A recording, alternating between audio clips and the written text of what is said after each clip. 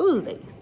Jeg prøver igen at fortælle sådan en lille test her omkring nogle grundtrin, og vi er kommet til reggaeton. Reggaeton, det er sådan en, hvad kan man sige, latin hiphop, kan man kalde det måske. Den er sådan lidt mere tungere i det, sådan lidt mere power, så det er det, man skal have i baghovedet. Og så er der meget mere hofter, det vil sige, at man skal ned og bukke i benene. Yes. Så når vi har et grundtrin her for eksempel, det kan fx være at vippe i hofterne.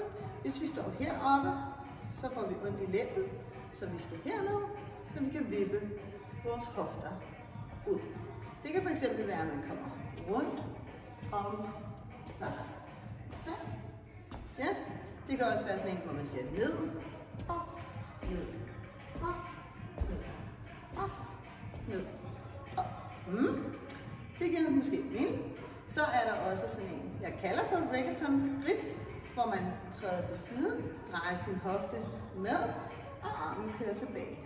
Når man kommer op og samler her, så er man tilbage på plads. Så det vil sige, at hoften den kører frem og tilbage.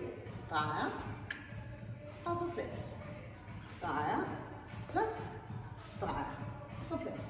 Den kan hedde dobbelt og enkelt. Eller omvendt, enkelt, dobbelt og så videre. Yes. Det vigtigste her, det er, at armen ligesom kører modsat. Vi drejer hoften den vej, vi går, men svinger lige på plads, hver gang vi tager et trin. Sådan så vi hele tiden bevæger os i hoften. Det kan også være noget så simpelt som at stå hernede med bukkede ben og bare køre rundt. Det kan også være sådan en, hvor vi tæller frem, siden, bagud, siden og så videre. Men alle sammen gælder det, at vi har bukkede ben.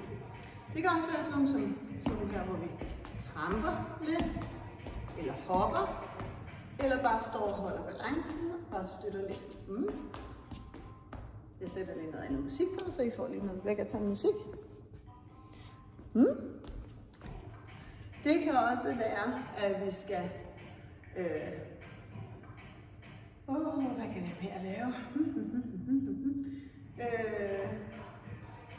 Reggaeton, det er også sådan nogle her, sådan lidt mere massive, hvor man sådan træder frem. Det kan også være, hvor vi decideret drejer hoften op. Der skal man helt ned, overlægge al vægten over på den andet ben. Så kan man godt bare dreje ned. Det kan man sagtens gøre. Men hvis man rigtig skal noget ud af det i taljen og så videre, så skal vi have den der balle op mod luften. Så det vil sige, at i det vi skal opad, så trækker vi os ned en lille bitte smule ind. Så den siger swit. Yes. Swit. Det vil sige, at vores fod den skal glide. Yes. Over til den anden side. Træk op. Træk op. Yes. Den må meget gerne få lidt smadret på. Så det skal være sådan, at man føler, at ballen kommer helt op i loftet. Yes. Hvad kan der mere være? Altså nogle her. Der er også de her, hvor man sådan ligesom støtter frem, bliver hernede og har bukkede ben, støtter frem og bliver hernede.